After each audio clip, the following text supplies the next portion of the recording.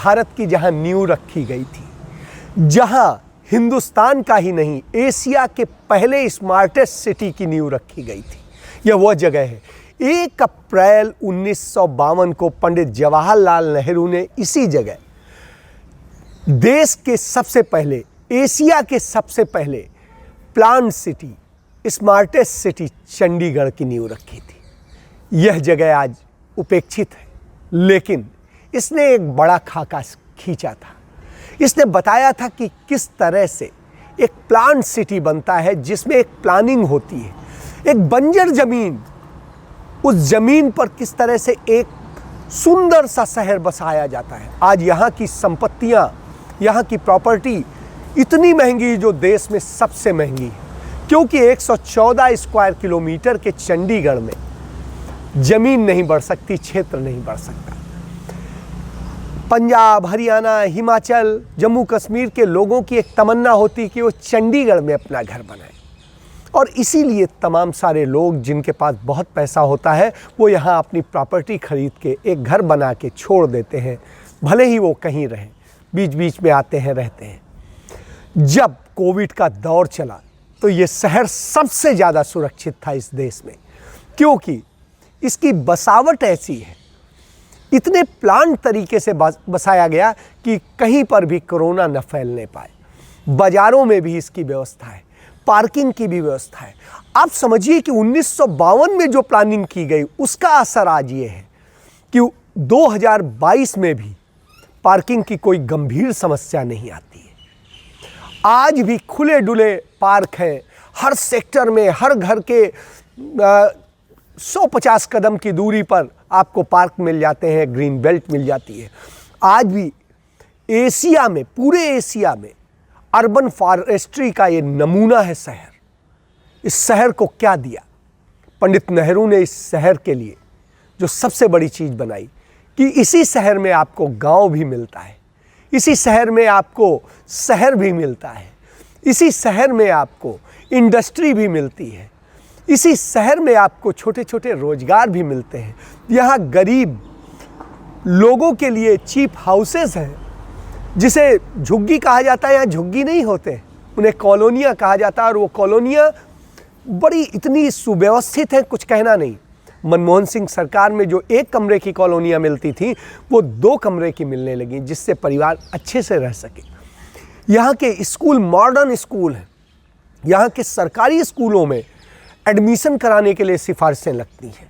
यहाँ यह स्थिति है कि कानून व्यवस्था से लेकर सब कुछ सुव्यवस्थित है।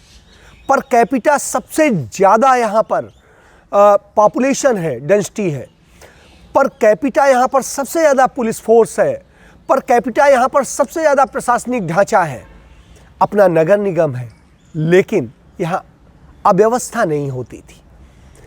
यह शहर अपने आप में एक ऐसा शहर था जहाँ पर आपको हर चीज़ डोर स्टेप पे मिलती है। आपको चिकित्सा चाहिए तो उस समय 1952 में इसकी प्लानिंग की गई कि हर 2 सेक्टर के बीच में एक डिस्पेंसरी हो, एक आयुर्वेद की भी हो, एक होम्योपैथी की भी हो, एक एलोपैथी की भी हो। इसके बाद में पशुओं के लिए जो जानवर कहेंगे, डॉग्स होंगे, इनके लिए भी डिस्पेंसरियां हैं। हर सेक्टर पे आपको कुछ ही स्टेप पे आपको चीज़ें मिल जाएंगी। हर सेक्टर में एक मार्केट का क्षेत्र है, वहाँ पर आप जाके पैदल चल के जा कर के कुछ भी खरीद सकते हैं और कर सकते हैं। यदि आप थोड़ा सा आगे चलेंगे तो आपको एजुकेशनल इंस्टीट्यूट्स मिलेंगे। यहाँ इंजीनियरिंग कॉलेज है, यहाँ मेडिकल कॉलेज है, और देश का सबसे अच्छा पीजीआई है। इसके अलावा यहाँ सेक्रेटरीट देखिए, बड़ा सामंजस्य बिठाया गया। पंजाब हरियाणा का सेक्रेटरीट है, एक साथ है, उसमें एक तरफ पंजाब है, एक तरफ हरियाणा है। इसी तरीके से विधानसभा है, एक तरफ पंजाब की विधानसभा है, एक तरफ हरियाणा की विधानसभा है। एक तरफ पंजाब के गवर्नर का हाउस है, एक तरफ हरियाणा के गवर्नर का हाउस है। 3 राज्यों का यहाँ स्ट्रक्चर है, क्योंकि ये केंद्र शासित सूबा बन गया जब से ये बटा। पहले हिमाचल भी चूँकि पंजाब का ही हिस्सा होता था, तो वो टूटने के बाद चला गया, लेकिन यहाँ पर हिमाचल भवन भी बना हुआ है, जिससे कि हिमाचल के मुख्यमंत्री सप्ताह में 1 दिन यहाँ आकर के बैठते हैं। तो इससे आप समझ सकते हैं कि कितना महत्वपूर्ण है। यहाँ बीबीएमबी है, भाखड़ा नंगल ब्यास बोर्ड का जो है जो मुख्यालय है वो यहाँ पर स्थित है। तो इन सारी चीज़ों को आप देखेंगे कि कितने बेहतरीन तरीके से, और यदि आप देखेंगे केंद्र सरकार के नॉर्थ वेस्ट इंडिया के हेडक्वार्टर्स यहाँ हैं, यहाँ पर तीनों पुलिस के और प्रशासनिक ढांचे हैं, सेक्रेटरीट्स हैं। तो आप ये समझिए कि हर व्यक्ति को यहाँ जो पैदा हो यहीं पे रोजगार मिल जाए, यहीं पढ़ ले, अच्छी पढ़ाई पढ़ ले और अच्छे ढंग से जीवन जी ले, स्वस्थ रहे। इन सब की व्यवस्थाएं 1952 में पंडित नेहरू कर गए। उन्होंने इसके लिए यहाँ पर इसकी पूरी प्लानिंग के लिए पेरिस से वो लेकर के आए थे, फ्रांस के ली कर्बूजियर को लेकर के आए थे और यहाँ प्लान किया था कि कैसा चंडीगढ़ होना चाहिए, क्योंकि पंडित नेहरू का सपना था कि हिंदुस्तान में भी यूरोपियन स्टाइल के शहर होने चाहिए। और आज भी इतने सालों बाद भी चंडीगढ़ अभी भी सबसे बेहतर है, देश में सबसे बेहतर है यह स्थिति। और इसके बाद जो कुछ बहुत शहर बनाए गए, बसाए गए, वो भी इस स्तर के अब तक नहीं बन सके हैं, लेकिन यह एक अपने आप में नमूना है।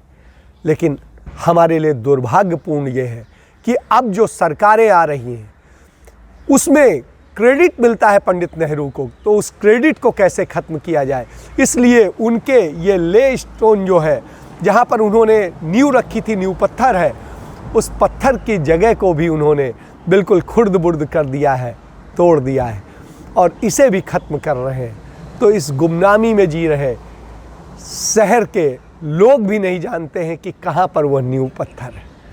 इसलिए हम आपको यह दिखाने आए हैं कि वो जगह है। कांग्रेस इतने साल सत्ता में रही, उसने भी इसको संभाला नहीं।